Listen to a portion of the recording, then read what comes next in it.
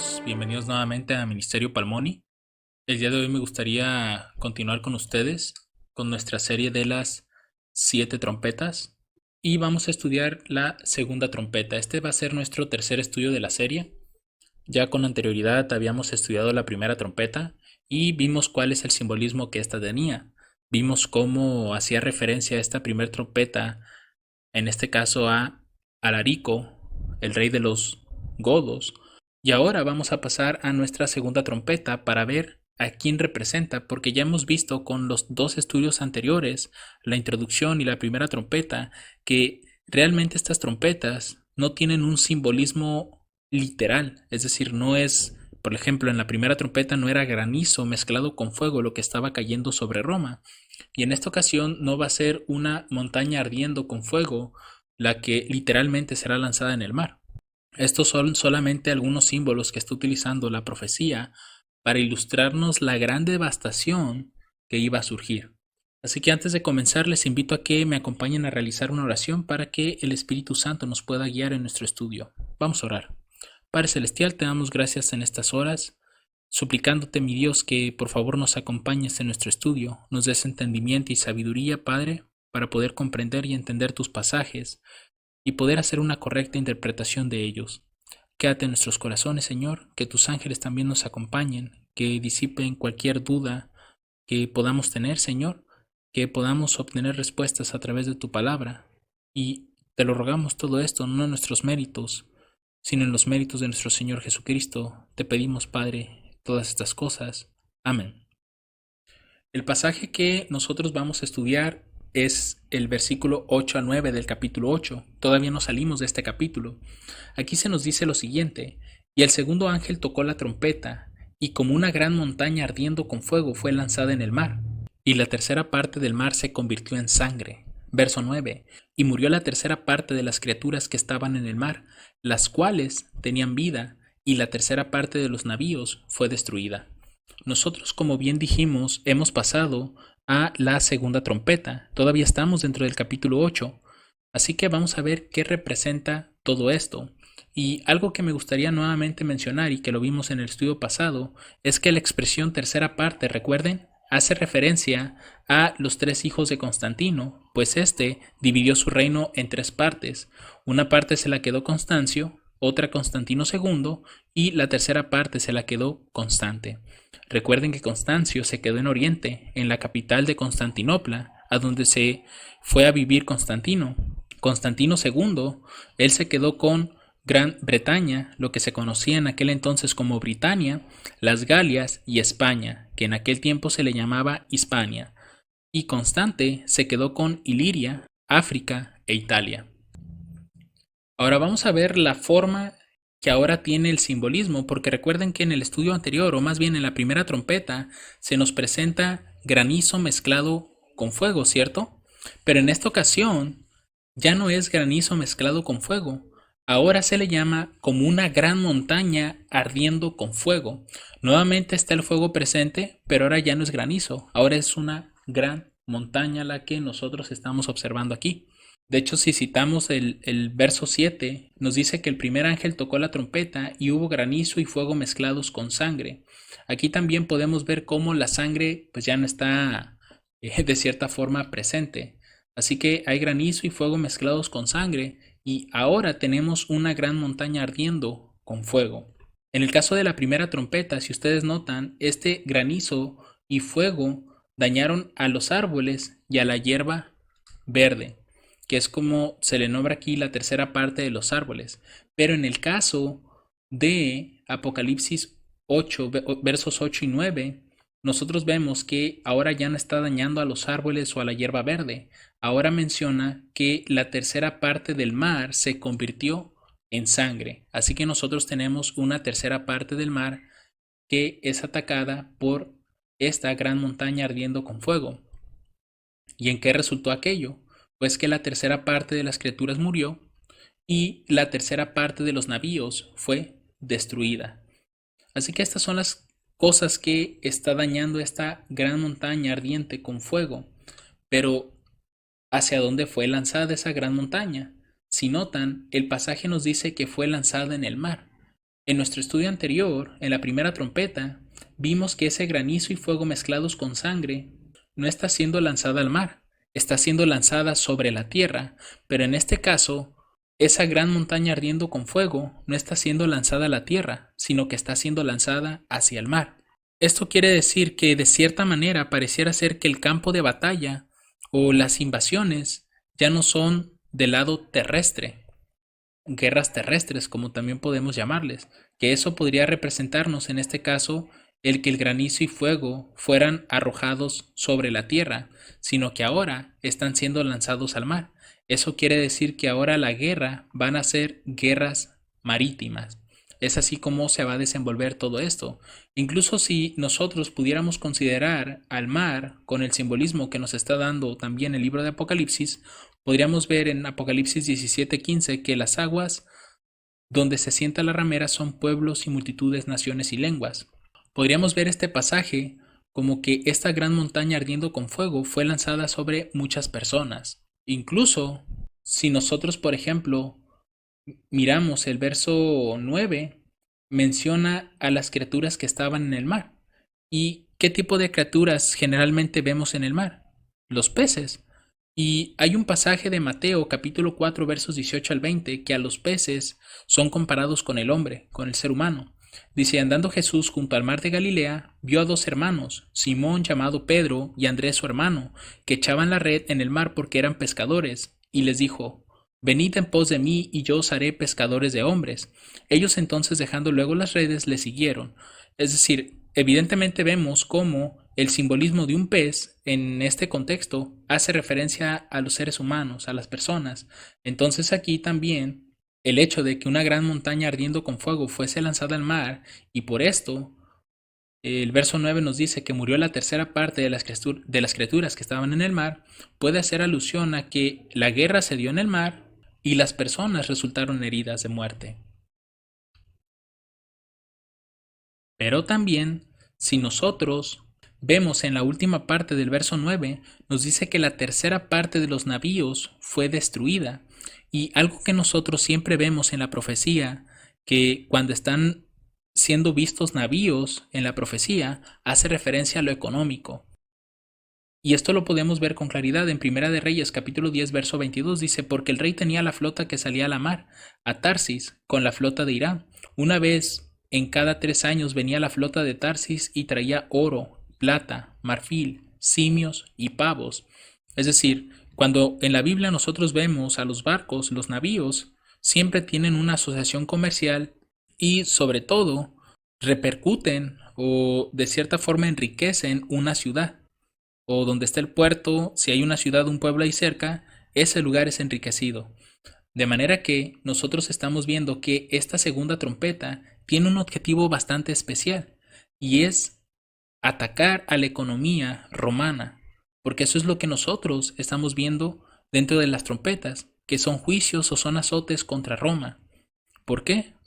Porque ya vimos que comenzó con la unión de la Iglesia y el Estado, estableció el domingo como un día de adoración entre los cristianos y sobre todo la misma persecución de los cristianos. Por eso es que Roma está recibiendo estos azotes de parte de Dios, Roma imperial. Así que en esta segunda trompeta lo que estamos observando es que además de que Dios va a atacar en este caso a las personas a través de este simbolismo, esa gran montaña ardiendo con fuego, también va a atacar a su fuerza militar, porque en su mayoría también eran navíos militares, pero la otra parte eran navíos comerciantes, navíos que llevaban el grano para el mantenimiento de Roma. Y eso pues lo podemos ver a través de la historia, que todo esto aconteció en aquel tiempo. Así que la pregunta que nos debemos hacernos es, ¿quién fue el siguiente invasor de Roma? Nosotros ya vimos que Alarico fue el primero. Él murió en el año 410 a los 35 o 40 años. Así que este fue la primera trompeta, este fue el primer azote de Roma. Y el segundo, mis hermanos, sin duda alguna, tuvo que haber sido Gensérico, que nació en el año 389 y su grande apogeo fue entre los años 428 y 468. Las cosas que podemos hablar de él en referencia a aquellos días, Por ejemplo, en el año 435, Gensérico hace un acuerdo de paz con Roma y para el año 439 toma la ciudad de Cartago y se adueña de bases marítimas de gran valor estratégico y comercial. Era lo que les comentaba en relación a lo que menciona aquí, que la tercera parte de los navíos fue destruida, en parte porque realmente Gensérico atacó los puertos de Roma, además de que atacó varios navíos militares, pero sobre todo atacó también a los navíos comerciantes. Es decir, vemos cómo de alguna manera Gensérico está atacando el poder económico de Roma, lo está debilitando de esa forma. Y sobre todo al tomar esas bases marítimas, pues realmente le está quitando mucho poderío a Roma. De hecho, algunas de las bases marítimas, por ejemplo, son las islas Baleares, Córcega, Cilicia, Cerdeña. Todos esos puntos eran puertos importantes o costas importantes de Roma que le estaban proveyendo de grano y Gensérico se las quitó. Entonces hubo ahí un debilitamiento económico para Roma. En el año 442, Gensérico considera roto el acuerdo de paz con Valentiniano III. Ese acuerdo de paz que se está mencionando aquí fue el que hizo en el 435. Entonces, ese pacto, al considerarse roto, es lo que desencadena la invasión y saqueo de Roma en el año 455, que más adelante vamos a hablar un poco de esto. Primero vamos a ver algunas de las invasiones que estuve mencionando hace un momento. Aquí en los siguientes dos mapas nosotros podemos ver la extensión territorial que comenzó a tener Gensérico. Por ejemplo, en el mapa del lado derecho nosotros podemos ver en color morado todo el territorio de Gensérico y en el mapa izquierdo podemos ver esas costas o islas que les mencionaba. Aquí tenemos a Cilicia, Cerdeña, Córcega y de este lado tenemos las islas Baleares. Y pues obviamente aquí el importante puerto de Cartago. Todo esto fue obteniendo Gensérico y por ende ya tenía puertos importantes con los cuales podía atacar a la ciudad de Roma. Y uno de los emperadores que trató de hacerle la guerra para poder detenerlo fue el emperador Mayoriano. Aquí tenemos un retrato de él y el historiador Gibbon nos habla un poco de estos días, de los días de Mayoriano y su objetivo de poder ponerle un freno a Gensérico, porque realmente si nosotros vamos a la historia, a Gensérico se le consideraba como un pirata y sabemos que de cierta manera los piratas siempre andan en el mar buscando capturar barcos que puedan llevar mercancías, oro, plata, objetos de valor, obras de arte, animales. Así que Mayoriano quiso ponerle un alto a Gensérico, pero veamos qué es lo que nos dice Gibbon. Dice que se talaron los bosques de los Apeninos, se restauraron los arsenales y las fábricas de Ravenna y Micena. Italia y la Galia rivalizaron en hacer contribuciones generosas al erario público y la Marina Imperial de 300 galeras grandes, con una adecuada proporción de transportes y navíos menores, se reunió en el seguro y espacioso puerto de Cartagena, en España. Pero Gensérico se salvó de una ruina inminente e inevitable por la traición de algunos súbditos poderosos que envidiaban o temían el éxito de su señor. Guiado por su comunicación secreta, sorprendió a la flota sin custodia en la bahía de Cartagena. Muchos de los barcos fueron hundidos, capturados o quemados. Noten que ahí nosotros encontramos claramente esa descripción que nos está haciendo la última parte del verso 9. La tercera parte de los navíos fue destruida y, si notan, nos menciona que la invasión fue en Cartagena. Si volvemos un poquito atrás al mapa, ustedes van a poder ver que Cartagena se encuentra justamente aquí donde dice Cartagonova.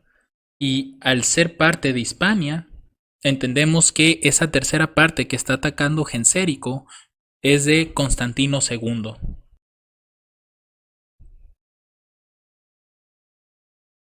Sigue diciendo aquí el comentario, dice, el reino de Italia, nombre al que se había reducido gradualmente el imperio occidental, fue afligido durante el gobierno de Resímero por las depredaciones incesantes de los piratas vándalos, haciendo referencia a Gensérico. En la primavera de cada año equipaban una flota formidable en el puerto de Cartago, y Gensérico mismo, aunque ya viejo, comandaba todavía en persona las expediciones más importantes.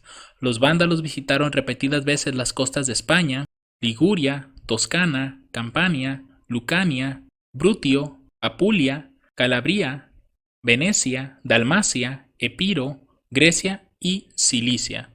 Es decir, era una constante invasión de parte de Gensérico. La celeridad de sus movimientos les permitía amenazar y atacar los objetivos más lejanos que atrajesen sus deseos, y como siempre embarcaban en número suficiente de caballos, podían recorrer apenas desembarcaran la desalentada región con un cuerpo de caballería ligera. Aquí me equivoqué, es Alejandro Kate el que está haciendo estos comentarios y no Gibbon.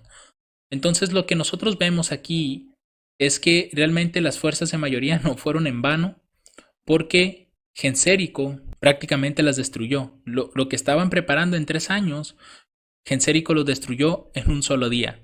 Así que vemos de manera increíble cómo la profecía se está cumpliendo al pie de la letra, y que realmente esa tercera parte de los navíos fue destruida en manos de Gensérico, porque sus campañas mayormente fueron navales y no tanto terrestres como lo vimos en la primera trompeta. Así que estos ataques fueron realizados en contra de la tercera parte que le correspondía a Constantino II y también a Constante. Esas fueron las invasiones que generalmente estuvo realizando Gensérico, porque recuerden que estas islas que nosotros vemos aquí es Cilicia, Córcega, me parece que es esta la de arriba, y la de abajo es Cerdeña.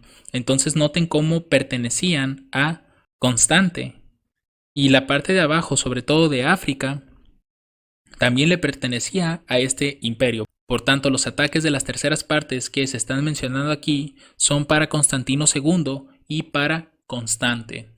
Ahora, otra de las invasiones, que es como que la más resaltante de esta historia, es la realizada por Gensérico a Roma en el año 455, donde, de acuerdo a los historiadores, no sé si alcanzan a ver esta figura de acá atrás, es el candelabro que Tito sacó en el año 70 de Jerusalén. Lo que se comenta es que Gensérico se llevó ese objeto para África en esa invasión. Y de hecho lo más resaltante de esta historia es que este saqueo que realizó Gensérico en la ciudad de Roma duró 2 semanas y comenzó el 22 de abril del año 455. Ellos aprovecharon a llevarse todo el oro, la plata y objetos de valor. Todo lo que pudieron saquear se lo llevaron, aún mujeres y bestias.